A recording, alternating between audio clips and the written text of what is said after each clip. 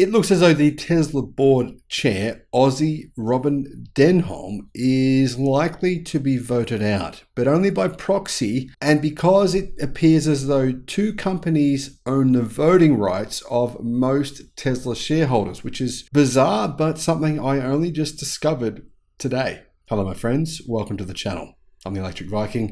And I'll be the first person to admit when I don't know something. I did not know this is how voting works. You need to vote. Basically, if you don't vote, then they'll essentially do it for you. Tesla board of directors, chairwoman Robin Denholm is on the hot seat. Apparently, she's possibly going to be voted out as chairwoman of the Tesla board. And the reason for that is because ISS, which is called Institutional Shareholder Services, makes investor recommendations prior to a variety of companies' annual shareholder meetings, and they want her gone. Tesla's one of those companies that ISS has some significant power in not just influencing people's decisions here, but actually making the decisions for them. So if you don't actually vote for who you want to be in power on Tesla's board, then they're going to get voted possibly. Then that could mean that people who you think should be there would disappear from the position. What this means is, leading up to Tesla's annual shareholder meeting, ISS makes various recommendations regarding potentially crucial company terms, including the way a board of directors may look moving forward. In other words, they tell people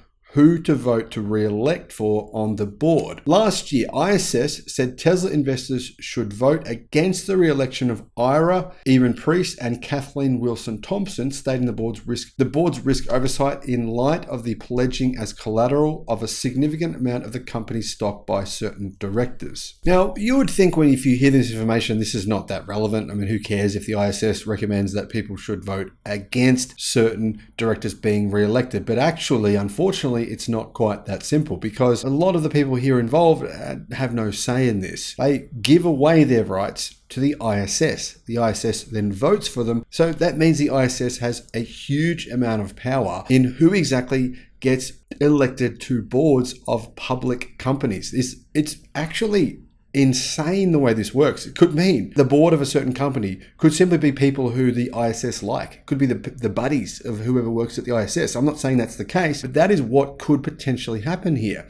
This is the kind of thing where there could be a lot of backroom maneuvering. It could be the kind of thing where you pat their back, they pat your back, and what goes on there. I don't think that's a good thing. Let me know if you agree or you disagree. This year, the ISS is looking for investors to vote against the board's chair, Robin Denholm. Now, not because of her performance, but because she hasn't done what they want her to do. According to the ISS's report, it is advising investors to vote against re-electing her because she hasn't criticized Elon Musk and his brother Kimball Musk and their pledging of shares. ISS said that pledging of shares raises risks for Tesla's investors, and therefore she should be gotten rid of because she didn't criticize them for pledging shares. Now, if she had come out publicly and critiqued Elon Musk and Kimball Musk for pledging shares, I'm curious to know what ISS thinks that would have achieved. Would that have changed the decisions of Kimball and Elon? I don't see how Robin has power over their decisions. Seems to me like the ISS is asking her to be a miracle woman. I don't know how she can be this miracle woman that they're claiming she should be. Pledging does inherently pose risks to ordinary shareholders, and the likelihood of a forced sale of pledged shares increases at a time when the share price and therefore the value of the collateral is already declining, the firm said. Tesla shares are down over 49% over the past 12 months.